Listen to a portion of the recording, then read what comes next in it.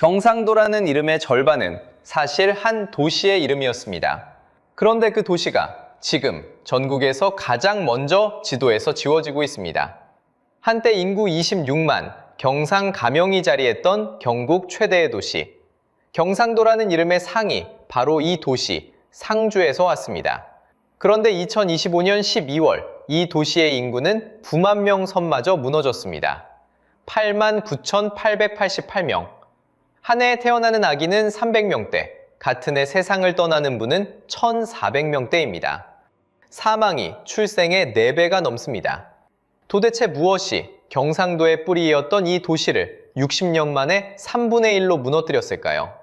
그리고 여러분, 이게 결코 남의 동네 이야기가 아닙니다. 오늘 그 이야기를 처음부터 끝까지 따라가 보겠습니다.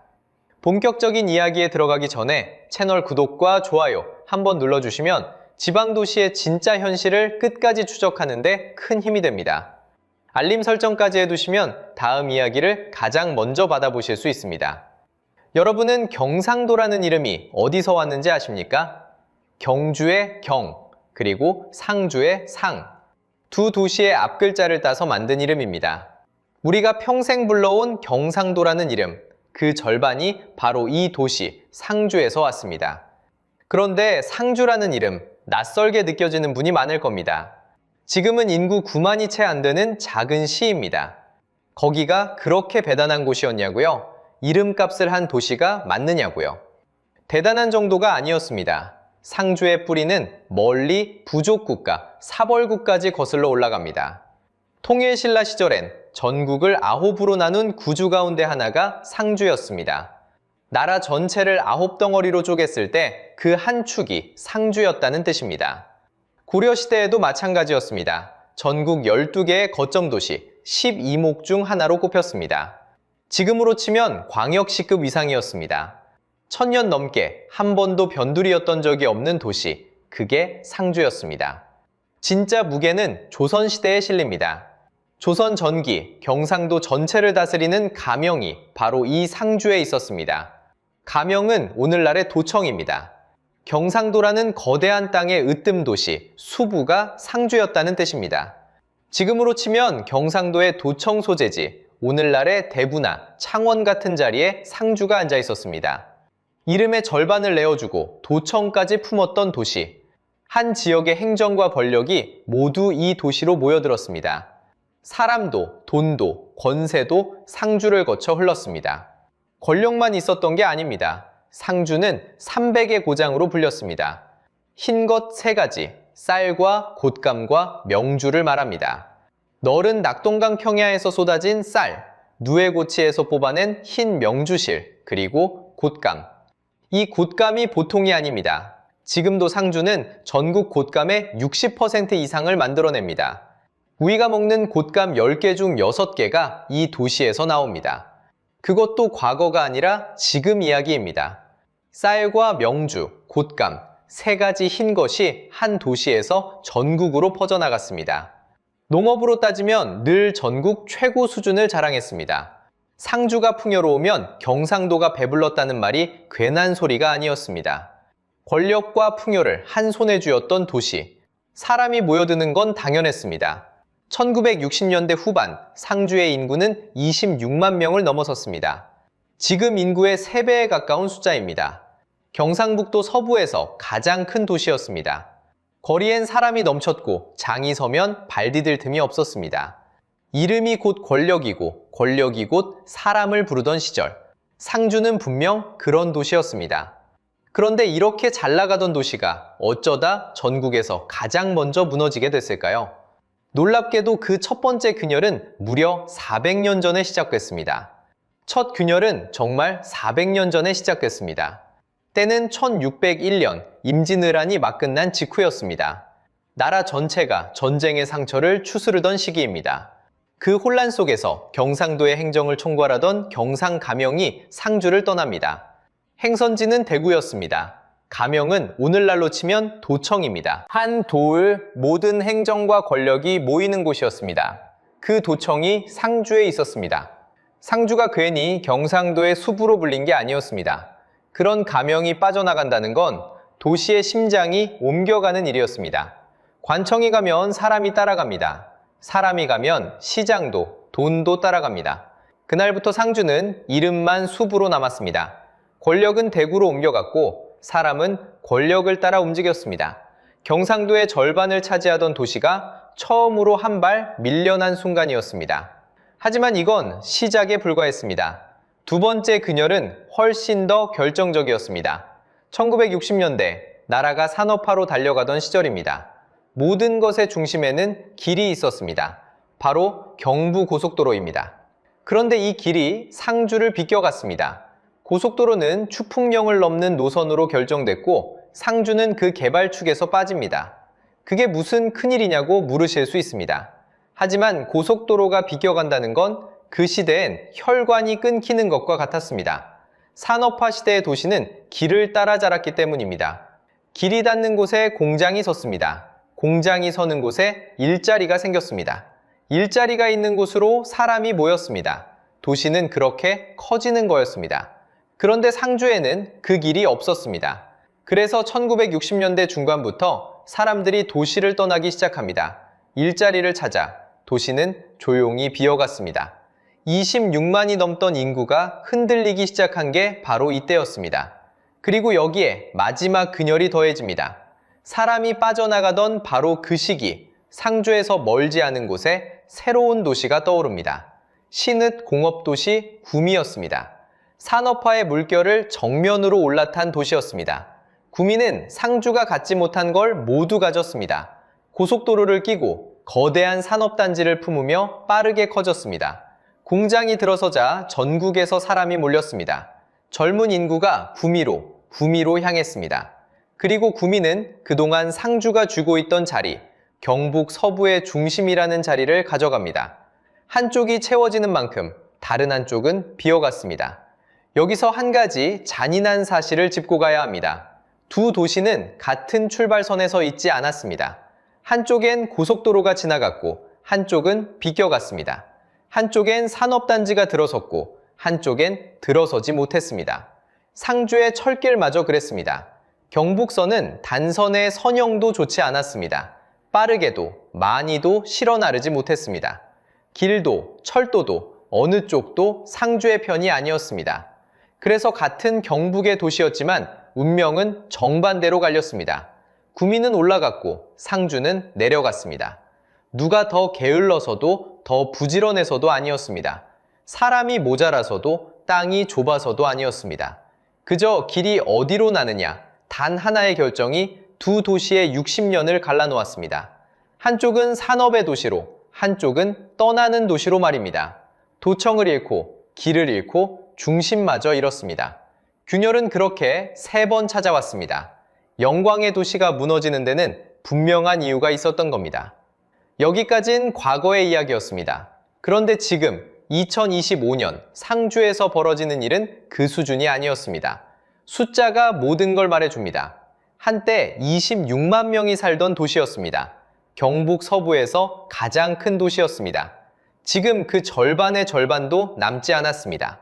먼저 인구입니다. 2017년 상주는 10만 명 선이 무너졌습니다. 그것만으로도 충격이었습니다. 그런데 거기서 멈추지 않았습니다.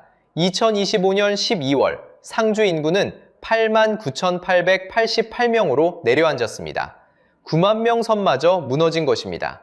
6년 사이에 1만 명이 사라졌습니다. 한 해에 도시 하나에서 사람이 줄어드는 속도라고 보기 어려운 숫자입니다. 매달, 매년 조용히 깎여나간 결과입니다. 이 감소에는 반등이 없었습니다. 2020년 9만 7천 명대, 2021년 9만 5천 명대, 2022년 9만 4천 명대, 2023년 9만 3천 명대, 단 한 해도 멈추지 않았습니다. 한 번 꺾인 그래프가 단 한 번도 위로 돌아서지 못한 것입니다. 늘었다 줄었다 하는 것이 아니라 매년 한 방향으로만 내려갔습니다. 그 끝에 9만 선이 무너졌습니다. 도시가 이렇게 한 방향으로만 줄어들 때는 대개 이유가 하나가 아닙니다. 그런데 더 무서운 건 인구가 줄어드는 방식입니다. 태어나는 아이부터 보겠습니다. 2017년 상주에서 태어난 아이는 455명이었습니다. 2022년에는 326명으로 줄었습니다. 5년 만에 신생아가 100명 넘게 사라진 것입니다. 이번엔 떠나는 분들입니다. 같은 기간 사망자는 2017년 1216명에서 2022년 1478명으로 늘었습니다. 여기서 두 숫자를 나란히 놓아보겠습니다. 한 해 태어나는 아이가 326명, 같은 해 세상을 떠나는 분이 1478명, 떠나는 분이 태어나는 아이의 4배가 넘습니다. 체감해 보겠습니다. 상주에서 한 해 태어나는 아이를 한 교실에 모으면 한 줌입니다. 같은 해 떠나는 어르신들은 그 4배입니다. 태어남보다 죽음이 많아 인구가 저절로 줄어드는 상태. 이것이 데드크로스입니다. 상주는 이미 그 한가운데에 들어와 있습니다. 그래서 도시가 늙었습니다. 상주의 고령화율은 38.4%입니다. 시민 10명 가운데 약 4명이 65세 이상이라는 뜻입니다. 전국 평균은 21.2%입니다. 상주는 전국 평균의 약 1.8배입니다. 길에서 마주치는 사람 절반 가까이가 어르신인 도시. 그게 지금의 상주입니다. 마지막 숫자가 가장 무겁습니다. 소멸 위험 지수 0.164. 이 숫자가 낯설 수 있습니다. 쉽게 풀면 이렇습니다. 아이를 낳을 수 있는 젊은 여성의 수가 도시를 떠받치던 어르신 수의 6분의 1 수준이라는 뜻입니다. 도시가 스스로를 다시 채울 힘, 그 체력이 바닥났다는 신호입니다. 보통 이 숫자가 0.2 아래로 내려가면 소멸 고위험으로 분류합니다. 상주는 0.164입니다. 그리고 여기서 한 가지가 더 있습니다. 상주는 전국의 시 가운데 처음으로 소멸 고위험 지역에 들어간 도시입니다. 군이나 면 단위가 아닙니다. 엄연한 시입니다. 그 첫 번째 이름이 하필 경상도라는 이름의 절반이었던 도시였습니다. 여기까지가 우리가 통계에서 볼 수 있는 상주의 현재입니다. 인구도, 출생도, 고령화도, 소멸 위험도 모든 숫자가 같은 방향을 가리키고 있습니다. 그런데 더 충격적인 건 따로 있습니다. 이 숫자조차 어쩌면 현실을 다 보여주지 못하고 있습니다. 공식 인구는 89,888명입니다. 그런데 상주의 거리를 직접 걸어본 사람들은 하나같이 고개를 갸웃합니다. 9만 명에 가까운 도시라기엔 거리가 너무 조용하다는 겁니다. 구도심 상가의 셔터는 내려가 있습니다. 평일 낮에도 사람을 보기가 어렵습니다. 영상 댓글에는 같은 증언이 쌓입니다. 고향에 내려가 보니 동네에 젊은 사람이 없더라. 부모님 동네는 빈집이 더 많더라. 숫자와 눈앞의 현실 사이에 메우기 어려운 간극이 있습니다. 여기서 짚어야 할 게 있습니다. 주민등록상 인구와 실제로 거기 사는 사람의 수는 다를 수 있습니다. 학교나 직장 때문에 주소만 남겨둔 경우도 있습니다. 그래서 통계상 9만 명이라 해도 실제로 그 도시에서 매일 살아가는 사람은 그보다 적을 가능성이 있습니다. 통계와 현실의 간극, 상주의 위기는 어쩌면 숫자가 보여주는 것보다 한 걸음 더 깊은 곳에 있습니다. 그렇다면 이 간극은 왜 생길까요? 핵심은 청년입니다. 도시를 떠나는 사람의 얼굴을 들여다보면 거기엔 거의 늘 젊은 사람이 있습니다. 15세에서 29세, 막 사회로 나가는 나이입니다. 이들이 일자리를 찾아, 대학을 찾아 수도권과 대도시로 빠져나갑니다. 떠날 사람이 떠나서 줄어드는 것, 이걸 사회적 감소라고 합니다. 문제는 이 감소가 혼자 오지 않는다는 데 있습니다. 상주는 이미 태어나는 사람보다 떠나 보내는 사람이 훨씬 많은 도시입니다. 저절로 줄어드는 자연 감소가 깔려 있습니다. 그 위에 청년이 떠나는 사회적 감소가 겹칩니다.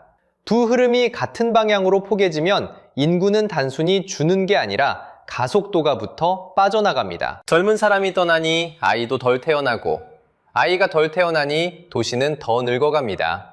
한번 돌기 시작하면 멈추기 어려운 톱니바퀴입니다. 그럼 상주는 손을 놓고 있었을까요? 전혀 아니었습니다. 오히려 그 반대였습니다. 상주시는 지방 소멸을 막기 위한 기금을 끌어왔습니다.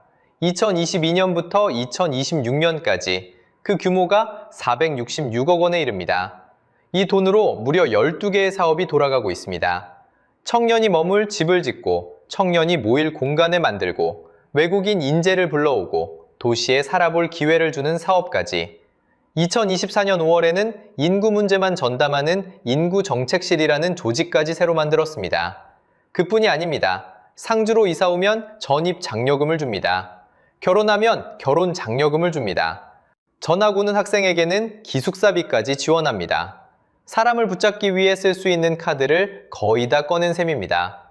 그런데 결과를 보십시오. 그 모든 노력에도 상주의 인구는 계속 줄었습니다. 466억 원을 쏟아붓는 동안에도 9만 선은 끝내 무너졌습니다. 여기서 한 가지는 분명히 해두겠습니다. 이건 상주시가 일을 안 해서가 아닙니다. 돈을 적게 써서도 아닙니다. 오히려 정반대의 사실을 말해줍니다. 그렇게 막대한 돈과 조직을 봉헌하고도 막지 못했다는 건 우리가 상대하는 흐름이 그만큼 거대하고 강력하다는 뜻입니다. 한 도시의 예산과 의지로는 돌려세우기 힘든 구조의 문제라는 겁니다.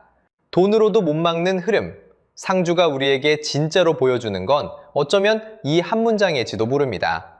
그렇다면 이건 정말 상주만의 일일까요? 결론부터 말씀드리면 아닙니다. 그래서 마지막으로 이 이야기가 왜 당신의 문제인지 보여드리려 합니다. 잠깐 지금까지의 길을 되짚어 보겠습니다. 시작은 영광이었습니다. 경상도라는 이름의 절반을 차지했던 도시, 도청이 놓였던 경상도의 으뜸 도시였습니다. 그런데 그 영광의 균열이 찾아왔습니다. 가명이 대구로 떠나고 고속도로가 비껴가고 신흥 공업도시의 중심을 내주면서 도시는 천천히 밀려나기 시작했습니다. 그리고 그 밀려남은 숫자로 돌아왔습니다. 26만 명이던 인구는 9만 선마저 무너져 8만 명대로 내려앉았습니다. 더 무서운 건 그 숫자조차 현실을 다 담지 못한다는 사실이었습니다. 텅 빈 거리와 막대한 예산으로도 막지 못한 흐름, 그것이 우리가 지금까지 따라온 길입니다. 자, 여기서 가장 중요한 질문을 드리겠습니다. 이게 정말 한 도시만의 비극일까요? 통계청에 따르면 2024년 한 해 동안 우리나라에서 태어난 사람보다 세상을 떠난 사람이 약 12만 명 더 많았습니다. 인구가 저절로 줄어든 겁니다. 더 놀라운 사실이 있습니다. 같은 해 인구가 자연적으로 늘어난 곳은 전국에서 세종 단 한 곳뿐이었습니다. 나머지 16개 시도가 전부 줄었습니다. 상주는 예외가 아니라 그저 가장 먼저 그 미래에 도착한 도시였을 뿐입니다. 우리 모두가 향하고 있는 길의 가장 끝에 상주가 먼저 서 있는 겁니다. 물론 끝난 이야기는 아닙니다. 경주는 천년의 역사를 관광으로 되살렸고 충주는 새로운 도시를 품으며 다시 일어섰습니다. 같은 옛 대읍이라도 누군가는 다시 일어섰습니다. 그렇다면 상주는 어떨까요? 다시 일어설 수 있을까요? 아니면 이대로 이름만 남게 될까요? 그 갈림길에 지금 이 도시가 서 있습니다. 그래서 여러분께 묻고 싶습니다. 당신의 고향은 지금 안녕한가요? 명절에 내려간 부모님 동네는, 어린 시절 뛰놀던 그 거리는 여전히 그대로인가요? 댓글로 당신의 도시 이름을 남겨주세요. 어쩌면 우리는 같은 미래를 향해 함께 걷고 있는지도 모릅니다. 그 이름들이 모이면 지금 우리나라 어디에서 무슨 일이 벌어지고 있는지 한눈에 보일 겁니다. 지방의 위기는 결코 지방만의 위기가 아닙니다. 한 도시가 멈추면 결국 그 곁의 도시도 함께 멈춥니다. 이 흐름이 남의 이야기로만 들리지 않으셨다면 구독과 좋아요로 함께 해주세요. 사라지는 도시들의 이야기를 끝까지 함께 들여다보겠습니다.